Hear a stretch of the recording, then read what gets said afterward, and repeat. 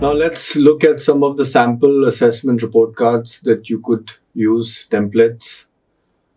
So you have here student name, gender, class and section, and date of assessment. You have your fitness components. What are the fitness components that we have assessed? Which was the test that was used? What is the score? You can also write the unit.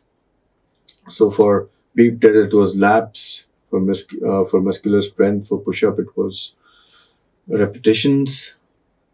Sit and reach, it was 18 centimeters. For BMI, this is the you could also give the legend of the BMI that 18.5 falls in healthy category, and 22 and below could be, or 23 and below for Asians it is slightly uh, modified. So that reference you can give at the back of the assessment report card. Then you can have remarks, or you can also have remedial measures, or you could have grading. But before you give grading, ensure that you have provided that formative feedback. You have done those continuous assessments, given a chance to student to uh, develop and improve their skills. The second section of this particular template has locomotor skill, your manipulative skills, your non-manipulative, which was the fundamental movement skills. And then we have given a rating and we have given a remarks. So this rating, as you recall, we have given the rating based on the criteria that we had set. It was grade A, B, and C. So here you can just tick mark, or you can just write the rating achieved by the students, and then you have a sports specific skill uh, assessments section as well, and you can give specific feedback for specific skills. This is a more generalized report card.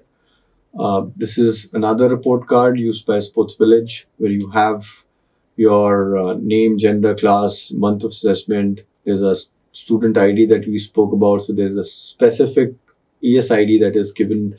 Then you have your fitness assessments, the score, the grade, the description of the grade. You have skill assessments and the grade. You have your something called talent quotient also, which is TQ at the bottom, which is a combination of fitness and skill. And you have remedial measures as per the grade and as per the class. So that it's that specific. And then you have the talent quotient chart where it demonstrate where does the students stand within that age group and gender. This is an sample report card for the uh, age group from the foundational stage, from nursery to 1, where we are only assessing your action balance and coordination, because fitness testing is not recommended for such a young age group. So you have gradings across various fundamental movement skills only, and it also depicts the activity chart that we have done with the kids, and allowed them to improve on the skills. Now coming to assessing social and emotional or life skills, we have a separate module altogether for SCL assessments. We'll just do a very brief introduction since we are doing assessments. So SCL assessments could be on your intrapersonal and interpersonal skills. So it could be your self-discipline, self-regulation, your impulse control, teamwork, collaboration, interacting with others, taking initiatives, connecting to your leadership qualities, and critical thinking or problem solving. So in this example, we have uh, the the assessment metric, which is your understanding instructions. That is what we want to uh, assess. So what are the indicators or the criterias, right? So listening attentively, responding appropriately, able to repeat instructions, and retention of the instruction. So you have beginner, developing, uh, proficient, and advanced. Uh, so advanced is somebody who does not need any intervention. Proficient, he is able to do the task, like listens attentively, is able to respond appropriately, repeat instructions, is able to retain information uh, partially, and makes efforts to improve. So with one or two nudges, help, he's able to do that. In advanced category, the student was doing it most of the parameter performance on its own in his daily behavior in class. And developing is something where somebody who needs more than two times of support or nudges. And a beginner is somebody who requires number of interventions, and even then he is not able to, or she is not able to meet the criteria. So this is just a sample of how you can also assess life skill or SCL skills in children. This is another example. Here we are doing, this is a more simplified version of the criteria. So the assessment parameter is cooperation, and it has three criteria. Very simplistic, which is shares equipment with others while being in PE class, right? And then works with others towards a common goal. So you have in physical education classes, you have more of cooperative play, and the child is working, collaborating with others to reach the objective of that particular activity. Outcome three.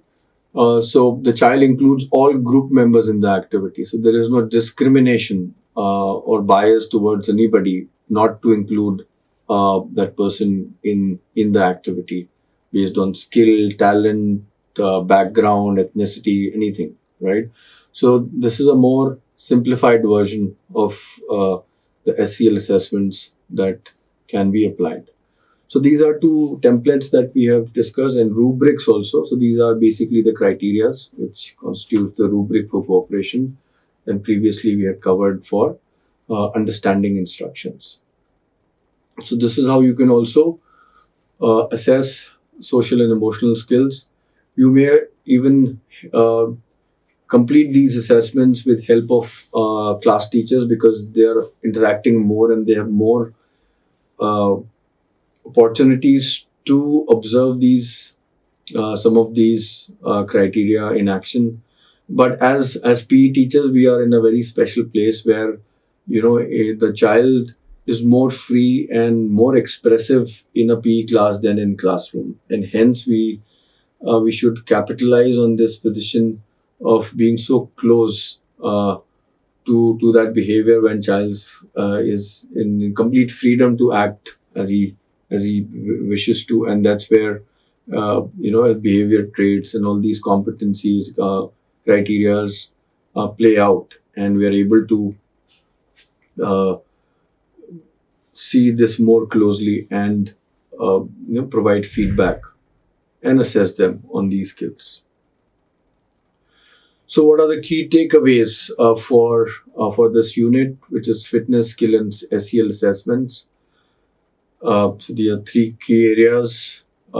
Skill is fundamental movement skills and your sports specific skills. And as you progress towards higher grades, and based on the number of sports that are being deployed in your school, you can uh, design the assessments in depth accordingly. Fitness assessment main components is your cardio, your sprint capacity, strength, flexibility, endurance, and body composition.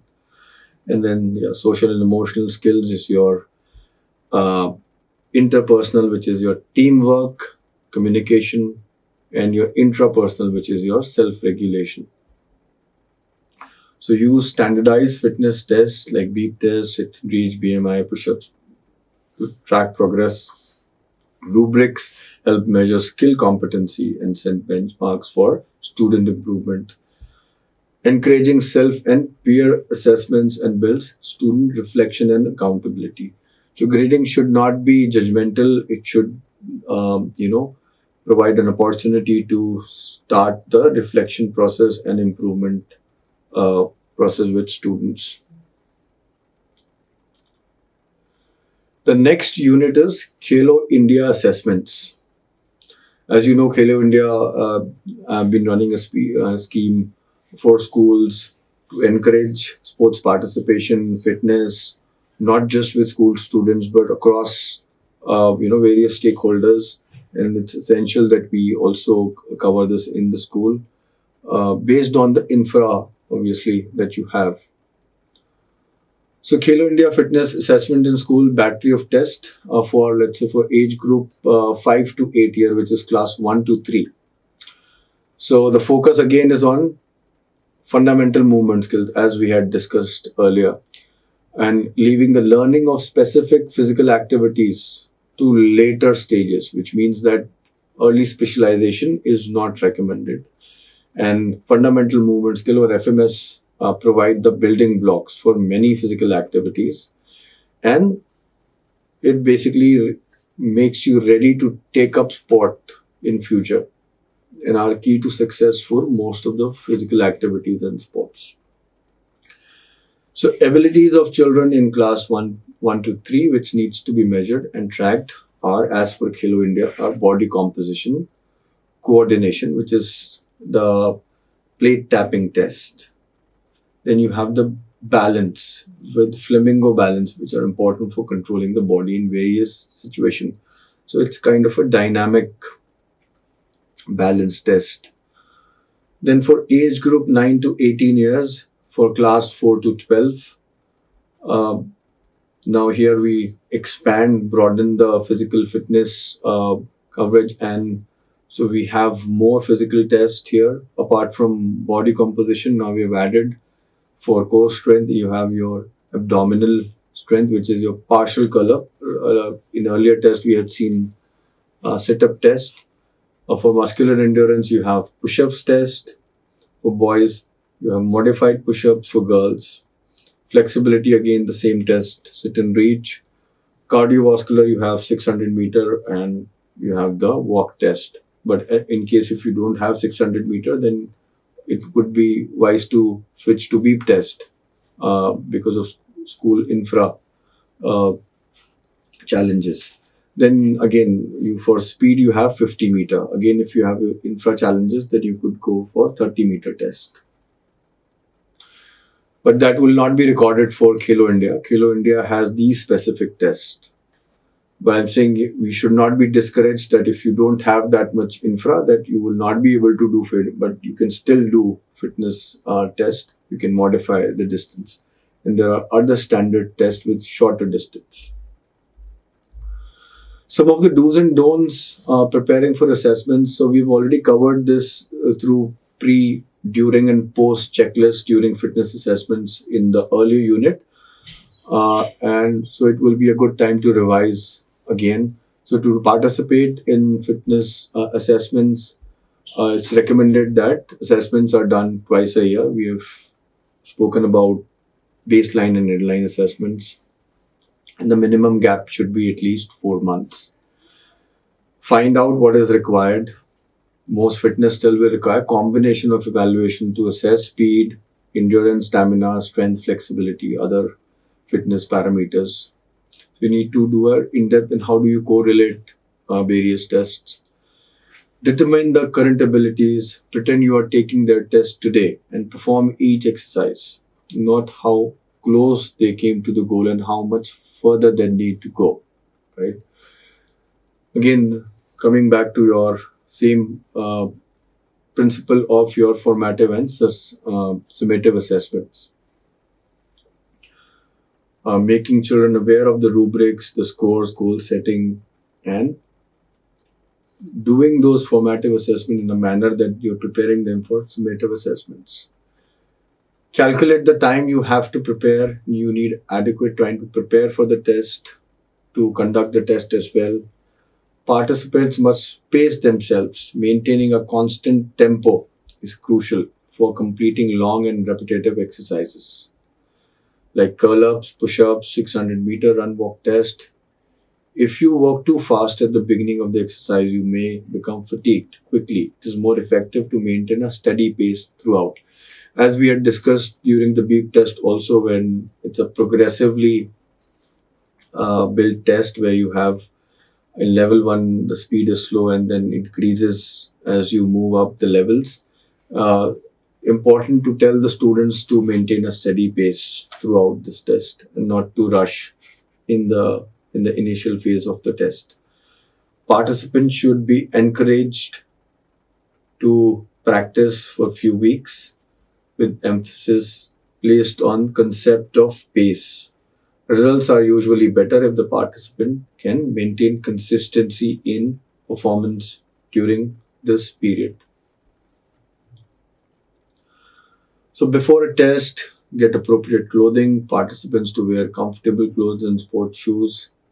In case shoes are not available, which should not be the case, because if it could be if you're in a teacher in a government school and you have these challenges, it's more important to take precaution because those grounds are not maintained outside the school, especially if you're using a common public ground.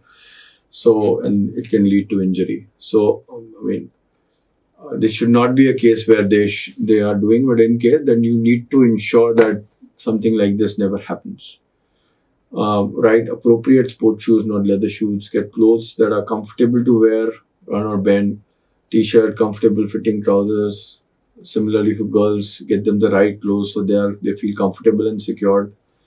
Wearing socks that will keep the feet dry. Safety measures. If you want to plan for a group of people, decide date and time and when you want to do the test. Ensure that the playfield is flat, clear, and stone pointed objects that may injury. Again, we're reiterating this point because it can become a huge issue for you.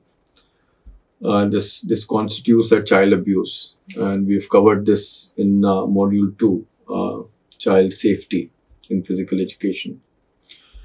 Ensure that the equipment required for the tests are available at the place where you want to, and they are in the right condition. And have a first aid box, as we discussed, drinking water facility, a nurse facility if possible. Then resource planning. So, as we had discussed during the pre-assessment checklist, what are the resources you will do our orientation with them? What is their role? So, let us see how many resources are required. For body composition, you need one test administrator, one recorder. So, one who's adminning or running the test, and one is just recording the score. Then you have for coordination plate tapping test, one test administrator, one recorder. For balance, flamingo balance test, you have one test administrator, one recorder. For flexibility, sit and reach test, again one test, one recorder. Same as for strength, muscular endurance. You have one test recorder and one test administrator. Now it depends on the number of stations also that you've created. If you have more number of students, some schools have more than 4,000 students, you may not then be sufficient with these kind of resources, and you might have to do multiple stations, and more test administrator and recorders are required. So first find out what is the time that is allowed or given to you to finish assessment for a given number of sections or total number of students, and that will decide the number of stations that, and then which decides the resources required. Yeah, for cardiovascular and endurance, 60-meter run, walk, one person at start, one person each at lane finish. Or in similarly, as we had discussed for the beep test, speed meter was for speed test, 50-meter. We have one person at start, one person each lane at the finish line. And obviously, no participant with known medical problems are allowed to take part in the test. Additional volunteers, the thumb rule is that we need 1 per 20 participants. So if you're doing a larger group, then you need to have more volunteers.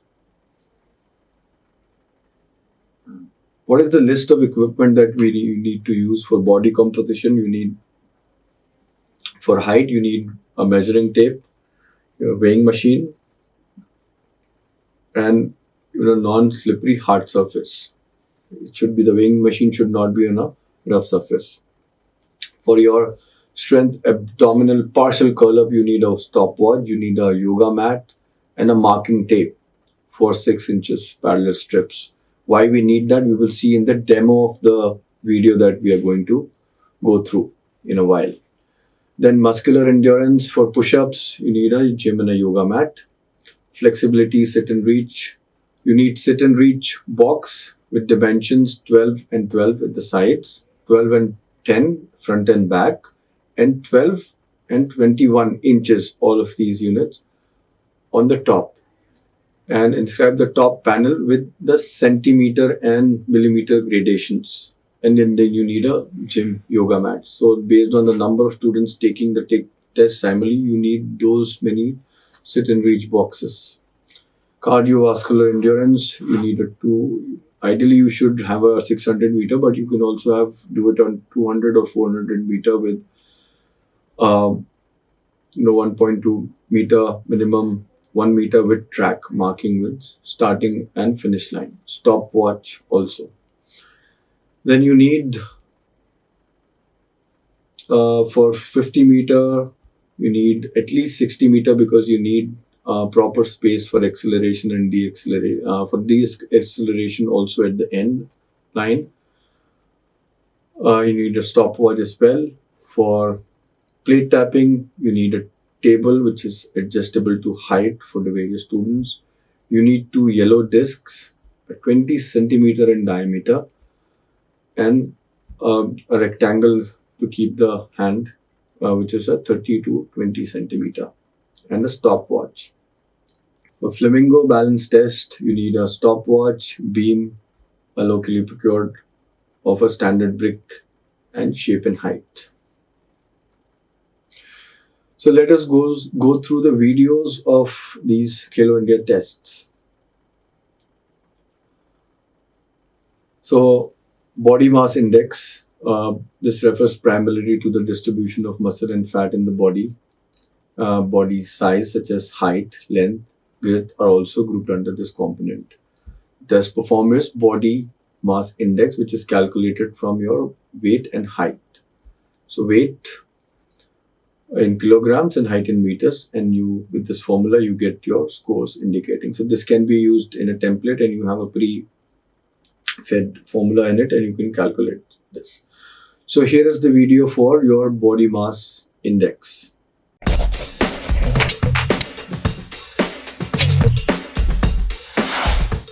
To calculate the body mass index, first open the Khelo India Fitness Assessor app. Once the app is on, select the Take Test option. From various test options, select BMI. The app is now ready to calculate the body mass index. Body mass index or BMI is used to measure the body composition, which refers primarily to the distribution of muscles and fat in the body. Body size such as height, length and girths are also grouped under this component.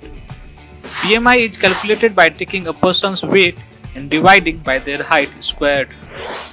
To measure the height correctly, a stereometer is required.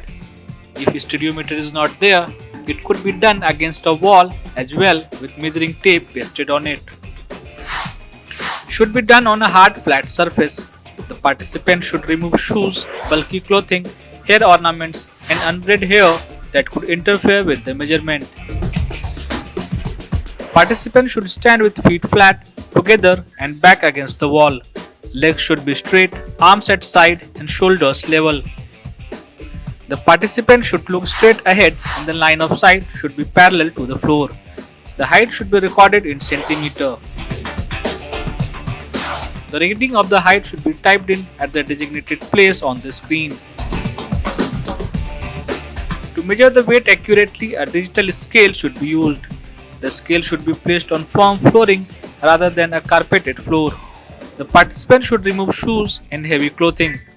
The participant should stand with both feet in the center of the scale.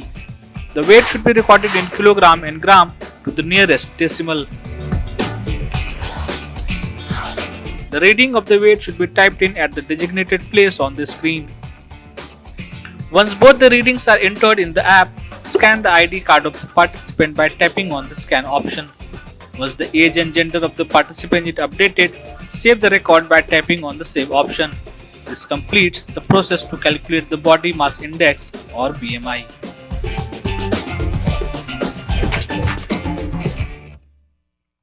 The next is the plate tapping test. So it measures your speed and coordination of your limb movement, your hand. And this is the demo video. The plate tapping test measures upper body reaction time and hand-eye quickness and coordination. It also assesses the speed and the coordination of limb movement. One table, two yellow discs of 20 cm diameter and one rectangular sheet of 30 by 20 cm size are needed to perform this test. The table height should be adjusted so that the subject is standing comfortably in front of the discs. The two yellow discs are placed with their centers 60 cm apart on the table. The rectangle is placed equidistant from both the discs. The participant is encouraged to stand in a balanced posture. The non-preferred hand is placed on the rectangle. The subject moves the preferred hand back and forth between the discs over the hand in the middle as quickly as possible. This action is repeated for 25 full cycles. The total time taken to complete 25 full cycles is recorded.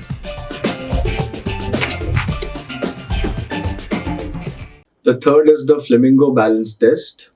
So ability to balance successfully on a single leg. This single leg balance test assesses the strength of leg, pelvic and trunk muscle as well as the static balance. If there is wind blowing, then there could be a bit of dynamic balance also involved. Here is the demo video of flamingo balance test. The flamingo balance test measures the ability to balance successfully on a single leg. Test assesses the strength of the leg, pelvic and trunk muscle as well as static balance. While balancing on the preferred leg, the free leg is flexed at the knee and the foot of this leg held close to the buttocks, standing just like a flamingo. The test should be done on a non-slippery even surface by standing on a beam or a brick. The athlete keeps balance by holding the instructor's hand if required. The timer is started as the instructor lets go. The timer is stopped each time the athlete loses balance, either by falling off the beam or letting go the foot behind being held. If there are more than 15 falls in the first 30 seconds, the test is terminated. The number of falls or loss of balance in 60 seconds of balancing is counted and recorded.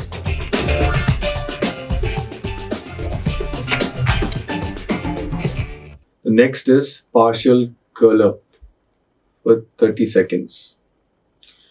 So this test measures your core strength and endurance of your abdominals and hip flexors, important in back support and core stability. And here is the demo video of partial curl up.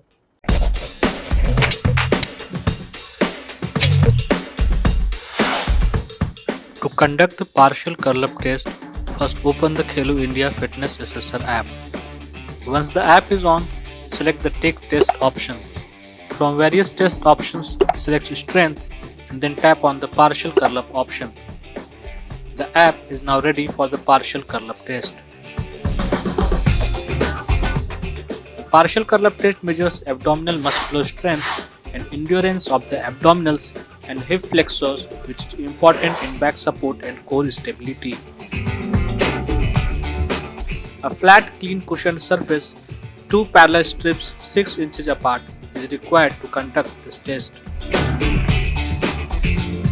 The subject lies on a cushioned flat clean surface with knees flexed, usually at 90 degrees, with hands straight on the sides with palms facing downwards. It should be closer to the ground and parallel to the body. The subject raises the trunk in a smooth motion, keeping the arms in position, curling up the desired amount at least 6 inches above ground. The trunk is lowered back to the floor so that the shoulder blades or upper back touches the floor. Once the participant is ready and is in position to take the test, the start timer option should be tapped. Participant is encouraged to keep normal breathing rate. Results are better if the participant can maintain constant pace during the activity. Maximum number of sit-ups in 30 seconds is recorded. The timer automatically stops at 30 seconds mark. The number of sit-ups is recorded at the designated place. The ID card of the participant is scanned and the data is saved by tapping on the save option. This completes the partial curl-up test. The next test is push-up boys and modify push-up for girls. This tests your upper body strength, endurance, and trunk stability. So for boys, you have your knees, not touching the ground, and the modified push-up for girls can have their knees touching on the ground.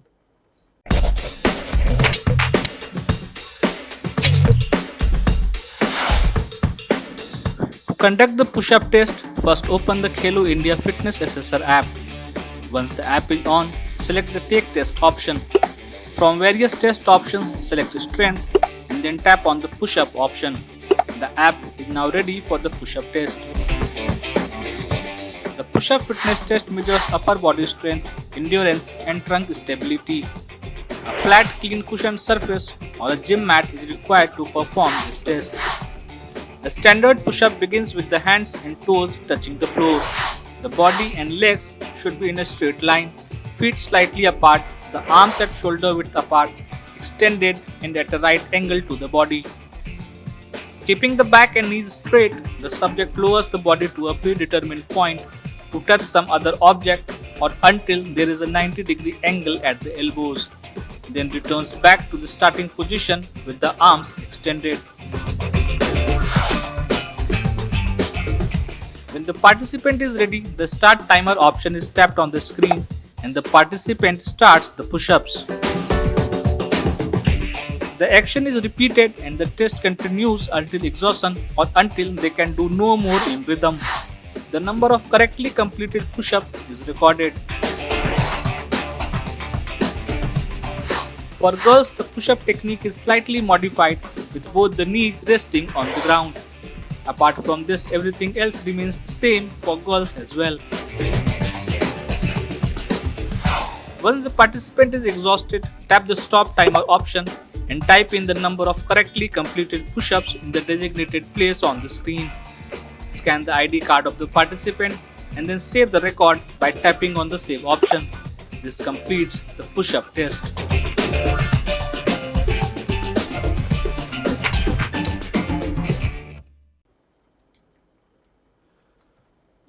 Sit and reach test. This measures of your flexibility and specifically measures the flexibility of the lower back and hamstring muscles. So this test is important because it tightens this area implicated in the lumbar lordosis and forward pelvic tilt and lower back pain. Here is the demo video of sit and reach.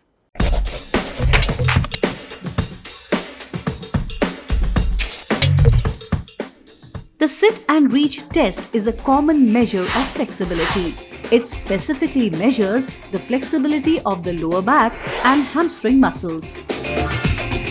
A sit and reach box is required to perform this test. The sit and reach box should be 12 by 12 inches on sides, 12 by 10 inches on front and back, and 12 by 21 inches on top. The top panel should be inscribed with centimeter and millimeter gradations. The test should be performed on clean cushioned surface or gym mat. Shoes should be removed before performing this test. This test involves sitting on the floor with legs stretched out straight ahead. The soles of the feet are placed flat against the sit and reach box. Both knees should be locked and pressed flat to the floor. With the palm facing downwards and the hands on top of each other, the subject reaches forward along the measuring line as far as possible. Firstly, the initial reach in the normal position is recorded. After some practice reaches, the subject reaches forward as far as possible and holds that position for at least 2 seconds while the distance is recorded.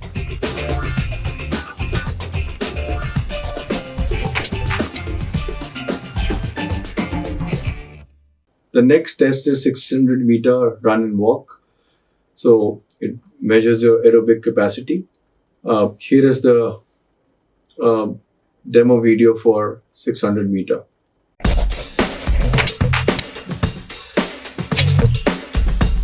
To conduct the 600-meter run test, first open the Khelo India Fitness Assessor app.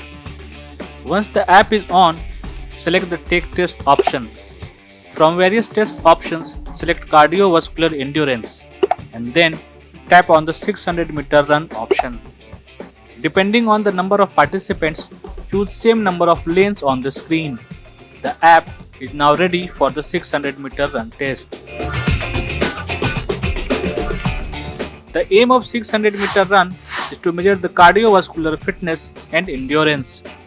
The test involves running a single sprint over 600 meters. Participants should start from a stationary standing position with one foot in front of the other. The front foot must be behind the starting line. Participants are instructed to run 600 meters in the fastest possible pace. Once the participants are ready and motionless, the instructor gives the cue to start. There is no need to manually start the timer. The app is designed in such a way that the timer starts automatically at the sound of the Fox 40 whistle.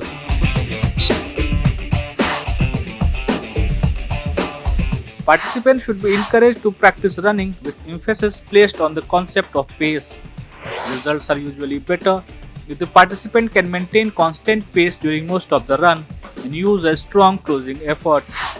Time taken to complete the 600-meter run for each of the participants is recorded. To record the timing for each of the participants, tap Split Timer every time a participant crosses the finish line. The screen shows the timing of participants in the order they finished the race.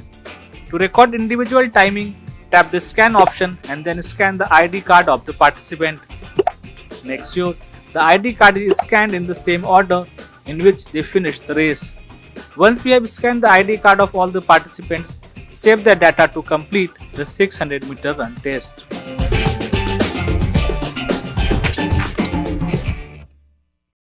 The next test is 50-meter dash. Obviously, this is for acceleration and sprint capacity. Here is the demo video for 50-meter dash.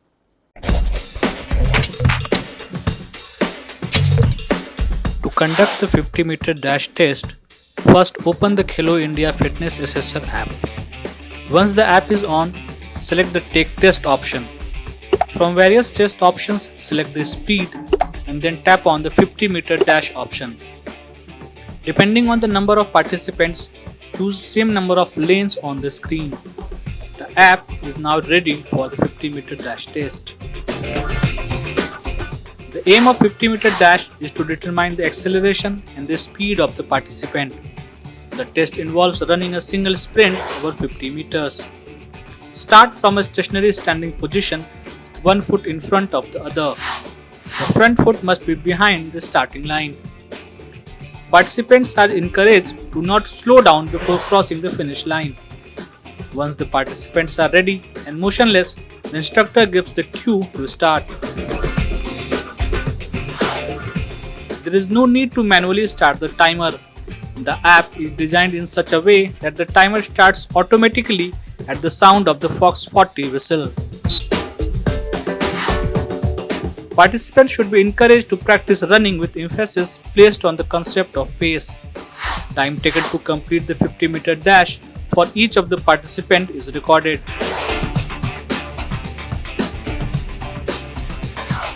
To record the timing for each of the participants, tap Split Timer every time a participant crosses the finish line. The screen shows the timing of participants in the order they finished the race. To record individual timings, tap the scan option and then scan the ID card of the participant.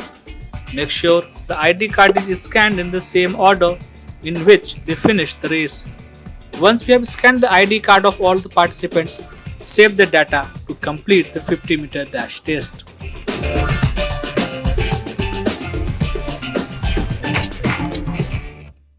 So hope these videos are available in public domain on Khelo India channel on YouTube, so you can refer to these videos again. Move on to the usage of Khelo India mobile app and portal. You have the assessor app, the school portal, and the parent app. So the assessor app, first you need to download the Khelo India school version assessor app from Google Play Store. Step 2 is your signed Khelo India assessor app. This is used for recording and submission of data. Few things to keep in mind while recording of the data to be done on Khelo India assessor app. Make sure that the mobile is connected to internet. You can proceed further only if the internet is available. So ensure that wherever you're conducting test, you're conducting on ground, you need to have steady internet connection.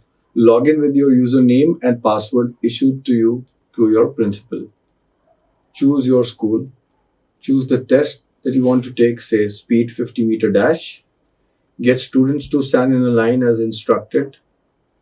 Start the test as per the instructions. In case of timer, start the timer. In case of multiple students taking timer-based tests, use the start and split timer functionality in the app. Once they have finished the test, click on Save Data button and tap on Refresh button to synchronize the assessment data.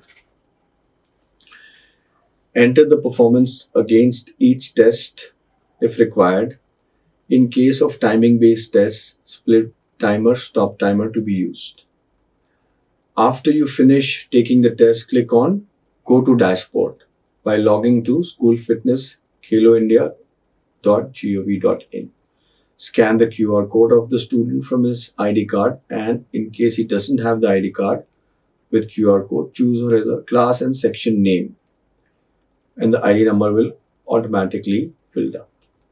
The fitness dashboard of students will get updated. Parents can log into School Fitness Khelo India by using their username and password issued to them. Make sure that you are saving the data after every test. Do not forget to click on Go to Dashboard button, which will prepare your fitness dashboard and refreshes it. Then you have the school principal portal. This is just for your knowledge that there is a school principal portal also where school registers themselves, self-registers for Khelo India program by providing basic details.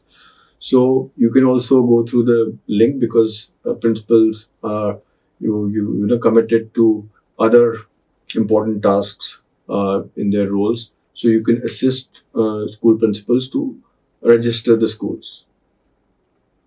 Then there is a Khelo India parent app, so you can also do a parent orientation and take parents through a step-by-step guide on the installation of the parent app and how to use the app, how to log in, and how to see the child's dashboard.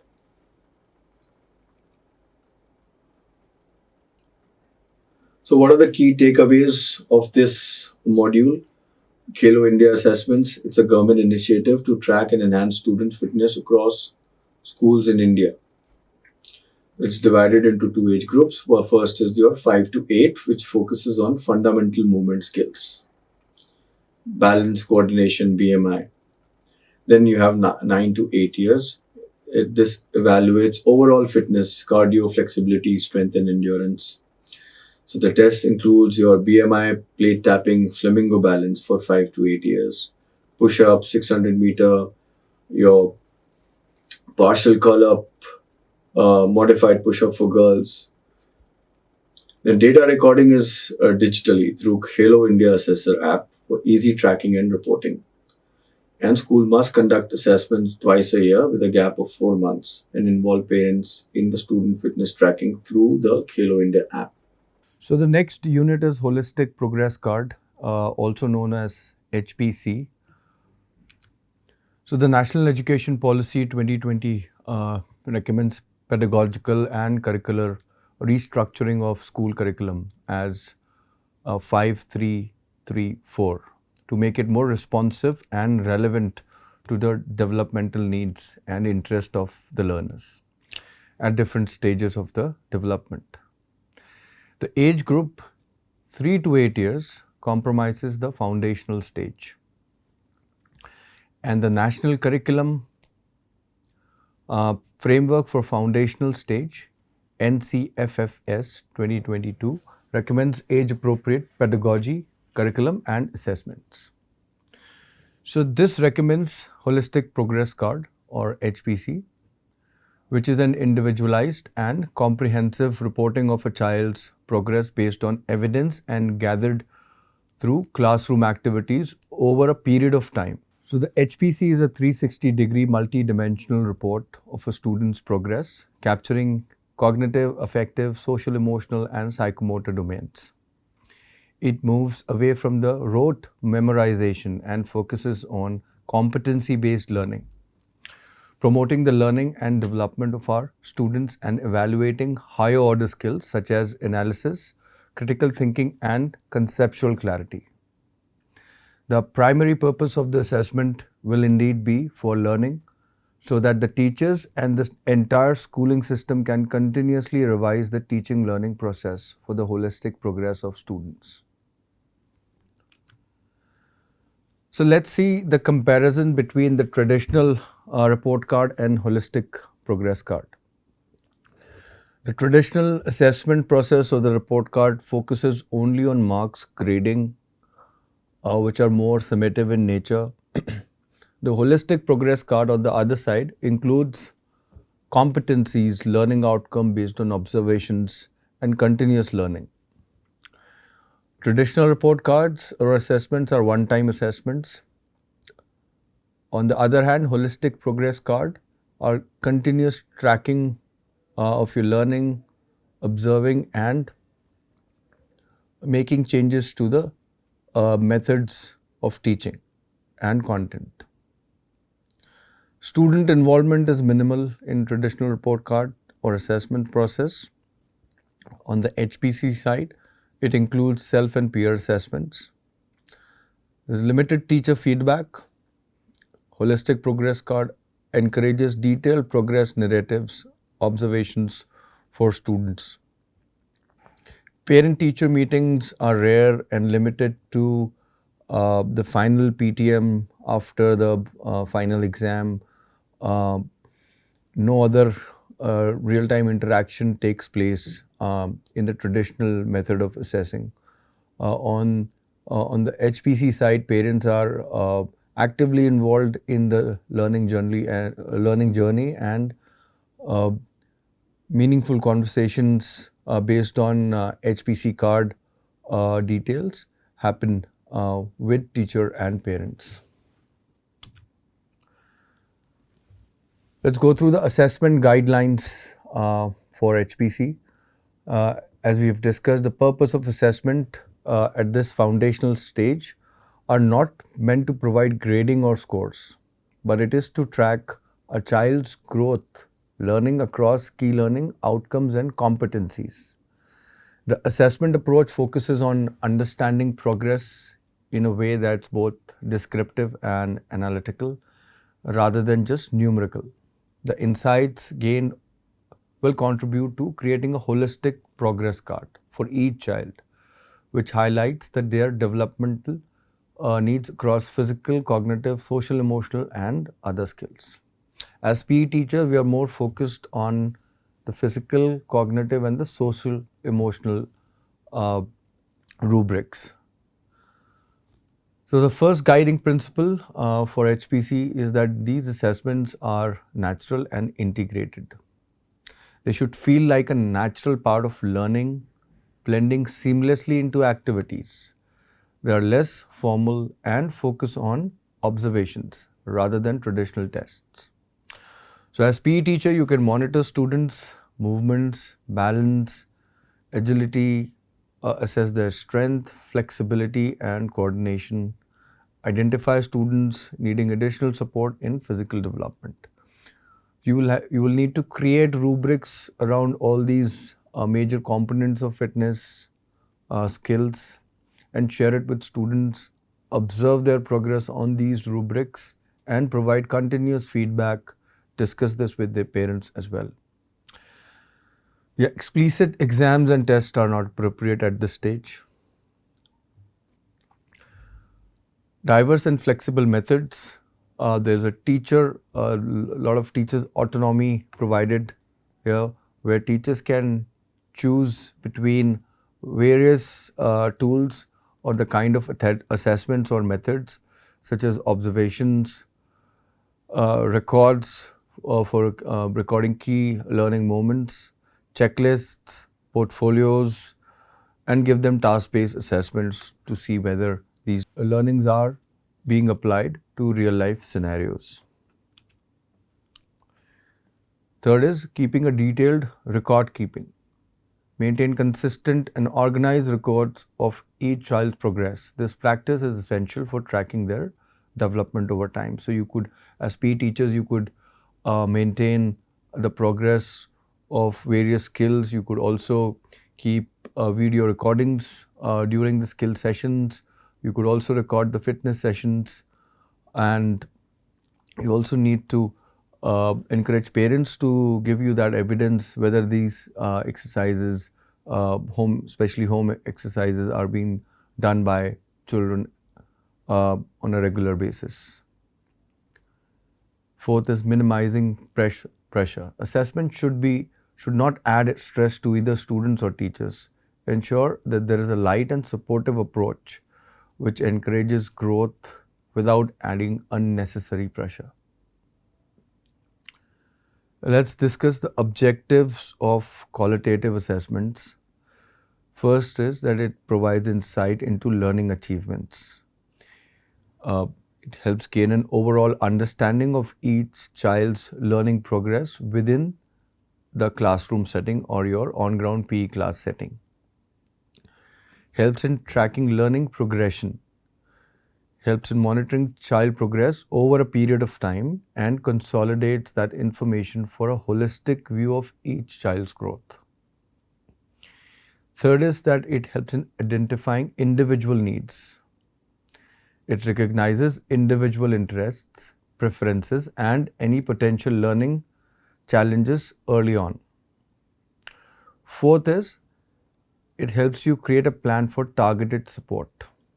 Using these assessment results, observations, to create tailored learning plans, choosing appropriate content, and collaborate with other educators, classroom teachers, other PE teachers for resources and additional support if necessary. Fifth is goal setting and guidance. It provides opportunities to students to set personal goals in regards to their fitness goals or their skill goals, skill targets. So let's say a grade third for an aerobic capacity right now with your observation and score, he is at a beginner stage with 5 laps, right? How do we set a more challenging goal which will help him graduate to the next learning phase, which is developing or proficient, and what are the prep exercises and what is the goal ladder, the interim learning outcomes to reach that next level goal. So it supports planning for individualized instruction, enabling teachers to address any learning gaps effectively. Lastly, but most importantly, parental involvement. Engages parents through meetings, regular meetings, and the HPC to foster holistic development, creating a shared responsibility in supporting the child's progress, both at home and school.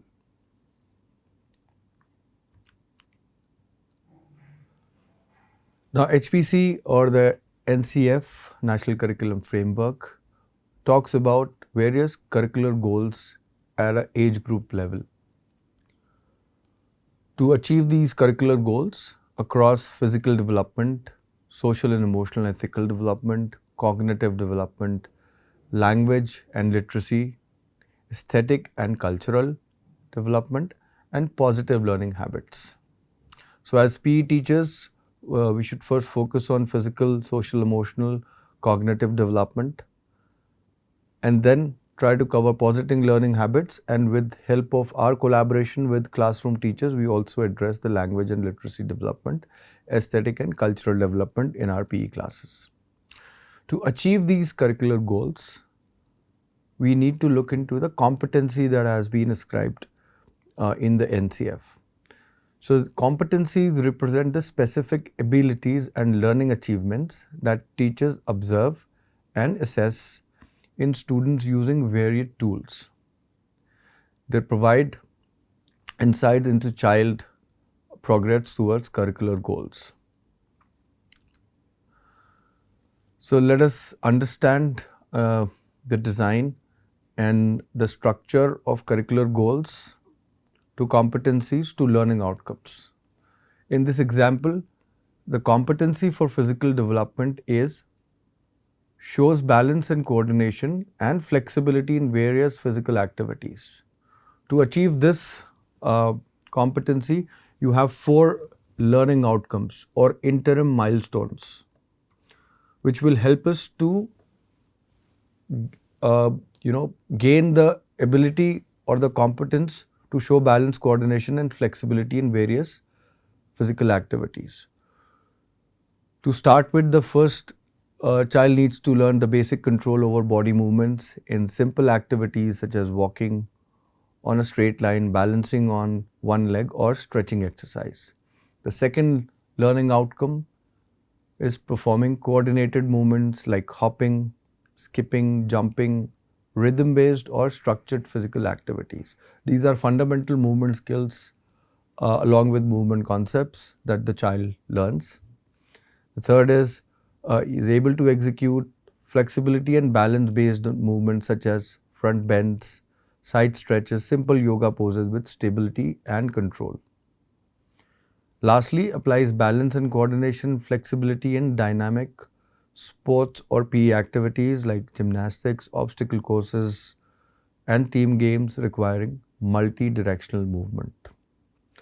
So, by achieving these learning outcomes, a child is able to achieve the competency of balance, coordination, and flexibility, and its implementation in various physical activities. So, competencies like this, several competencies will lead to achievement of a single curricular goal.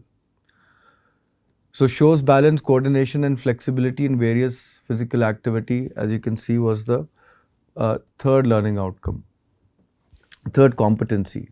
Likewise, we have 1, 2, 3, 4 competencies which will lead to one curriculum goal.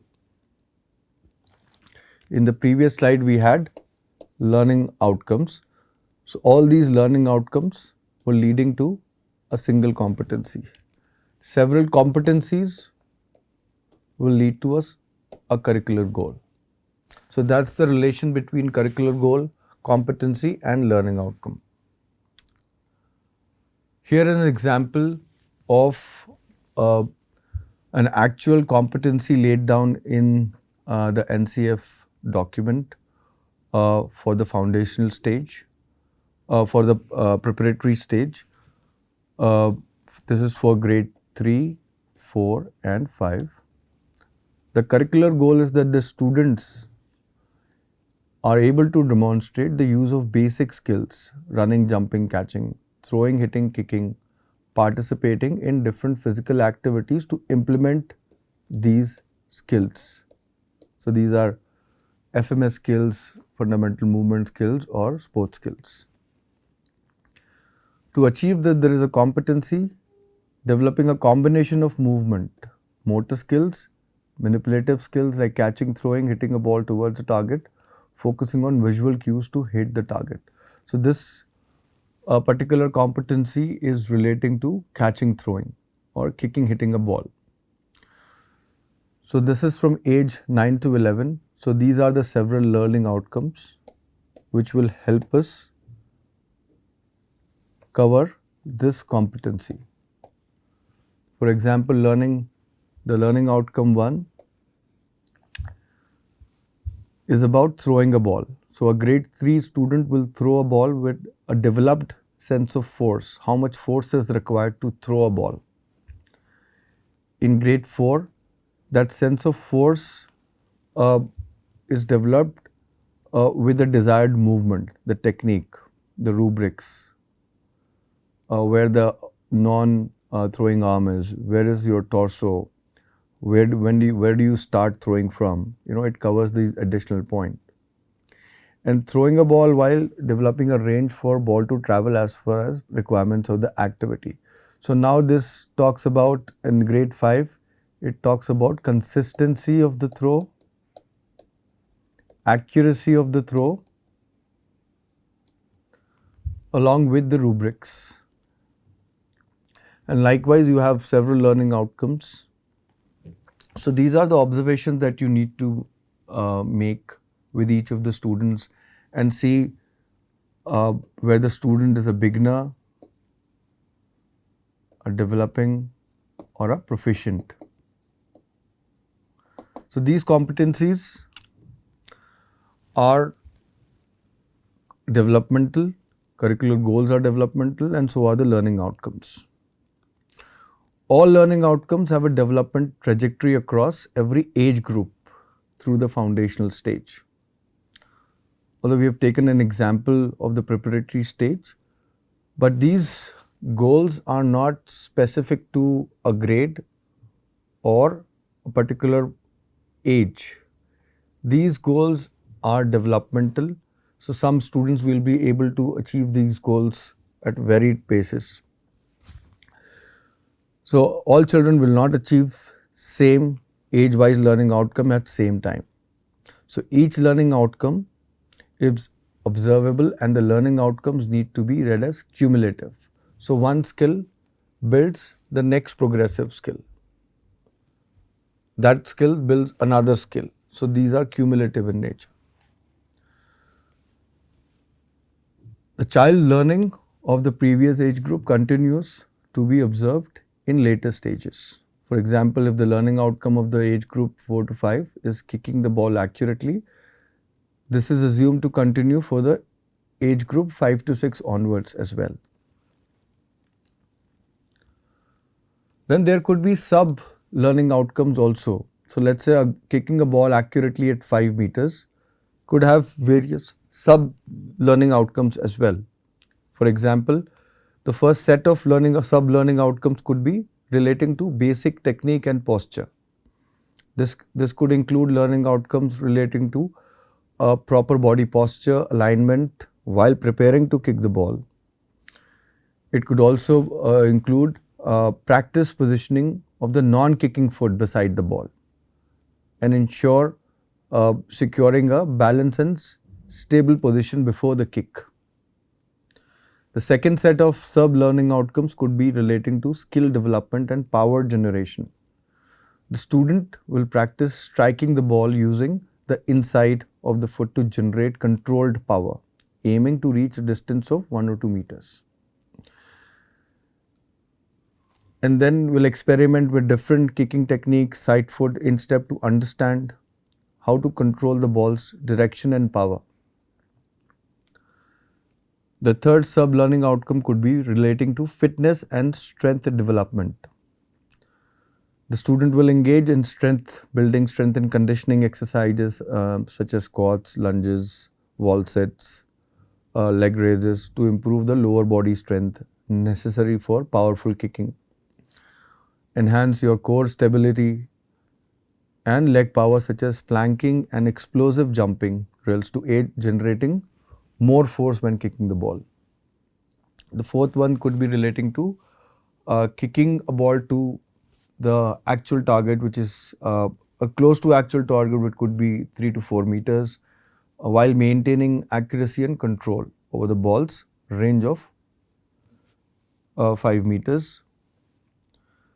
Lastly, advanced control and endurance. Student will compete conditioning drills like interval sprint, long distance running. Since this is for foundational stage, it could be limited to 400 meters with intervals, and moving on to a higher distance to improve cardiovascular endurance, helping to maintain energy and focus during longer training session and game situations.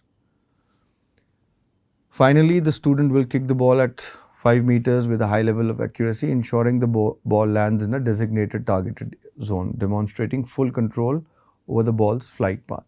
So this could be a learning outcome at grade 2, but not necessarily all children will achieve that in grade 2. So they need to be observed cumulative in higher grades as well.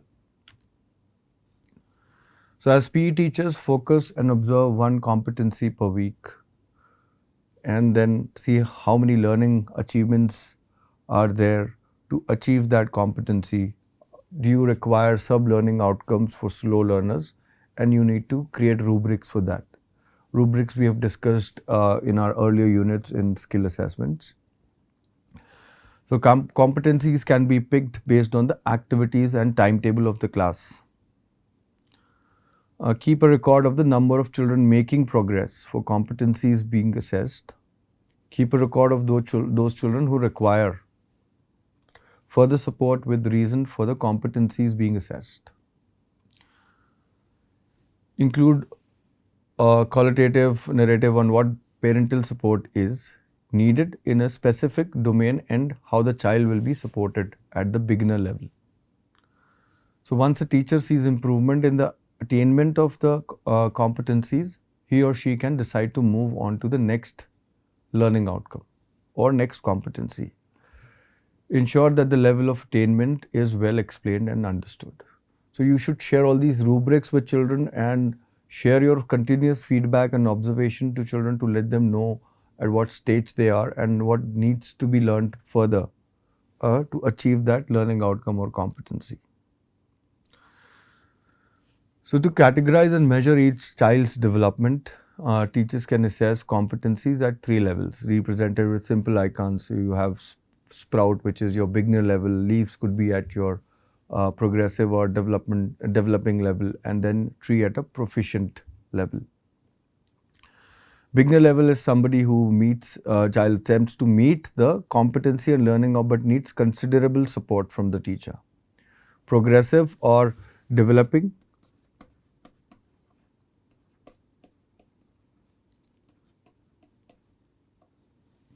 the child meets competency and learning outcome with occasional support. So 1 or 2 interventions are required, where at a beginner level you need multiple interventions.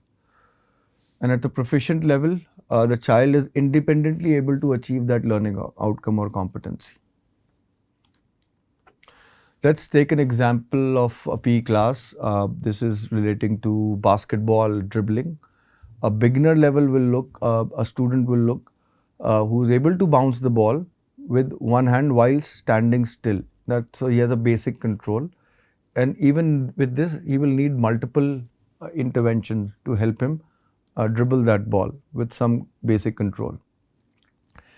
At a developing or progressing level, student is able to dribble while walking without losing control, and is able to do that with 1 or 2 interventions. So here the progression is that from a basic stationary position, the child is able to dribble the ball while adding a movement pattern. At a proficient level, the child individually is able to dribble while running and is able to change direction during a game.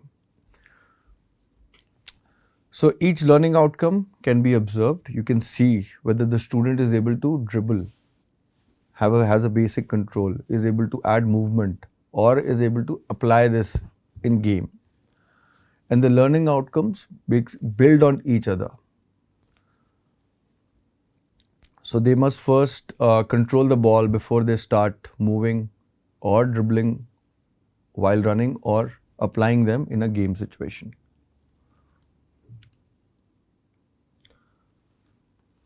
So, as PE teachers, what are you supposed to do, how, and when? So, we need to observe competencies across various domains such as physical development, social and emotional development, cognitive development, uh, positive habits, uh, and then literacy and numeracy, aesthetical and cultural development. Using competency tools such as observation checklist, which helps in track students' movement and participation. Anecdotal records, documents with skill progression over time, as we've just seen in the example of basketball dribble, uh, which skill, which stage is the student at creating individual observation records, giving them the task to measure abilities in real world physical activities, maintaining a portfolio of work with videos, logs, and student reflection records. Secondly is giving them task-based assessments in PE. So you can use game drills, fitness challenges, skill drills, shuttle run, a strength test, coordination test, and the various tests that we had discussed in the earlier unit of skill assessments. Then how do we ensure that a child is improving? We use the HPC to communicate with parents, share these physical reports with parents, encourage home-based activities or remedial measures based on the observation and the gaps in your formative assessments to reinforce these skills at home and provide recommendation for improving fitness skills and fitness and skills for each child.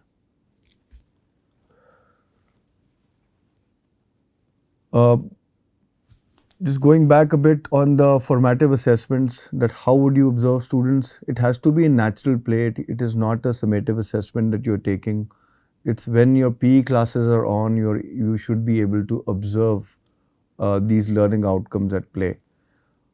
Take notes on the strengthen areas for growth and use checklist and peer reviews for assessing sportsmanship and effort. So you need to map your classes in a way and use tools, select tools based on your environment in your school, the class size, class strength, where the physical activity takes place, and is there additional manpower required to help you, create these observation records and checklist.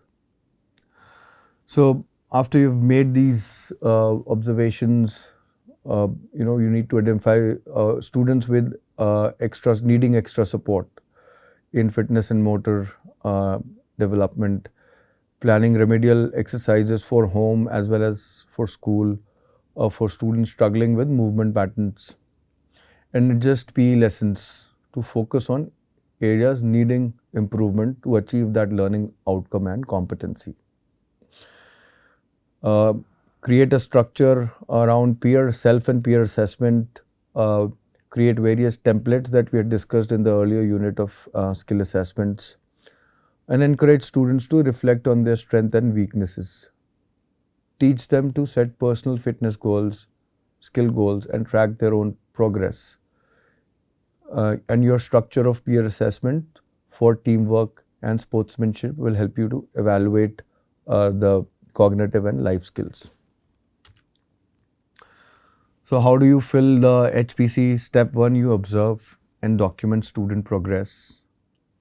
Step 2 is that you use different assessments, methods, observation, checklist, portfolio, peer. So you have that autonomy to choose your own tool of assessment. Third is recording the competencies as beginner, developing, progressing, or proficient. And gather feedback from parents and peers, teachers, classrooms, and regularly update the student's portfolio. Summarize student progress and discuss in parent-teacher meetings. These could be informal meetings as well, not necessarily the PTM meetings scheduled by the school, but you should be able to discuss this, with a normal phone call and have Zoom calls, or you could invite parents for special meetings on these developmental needs.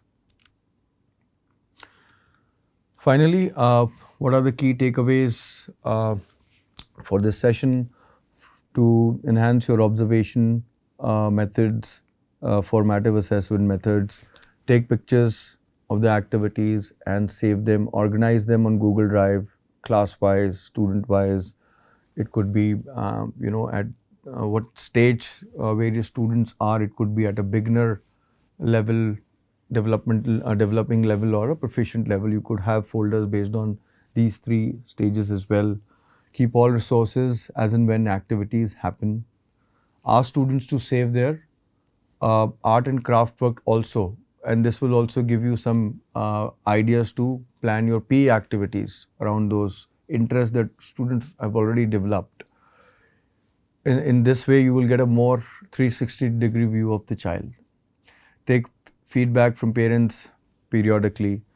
Display patience and explain policy frameworks to parents whenever required.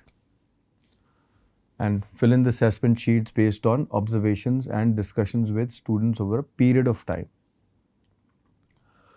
Some more detailed input is that fill sheets for smaller students to take their inputs, peer and self, after a discussion with the child. Encourage students to answer honestly on their own. Reflect and take notes immediately after an activity is over. This is because the experience is fresh, the emotionals are high, and a child is able to express more freely just after an activity. So be open-minded and encourage students to link on their own with the activity and the observations that you've made. Give freedom of expression, be inclusive, give examples to initiate critical thinking about children. Be aware of the school context, the socio-cultural context of students while assessing them. Create opportunities in the classroom in the form of activities to observe competency. And obviously, based on your observations, modify the most relevant learning outcomes as per the developmental requirement of the child.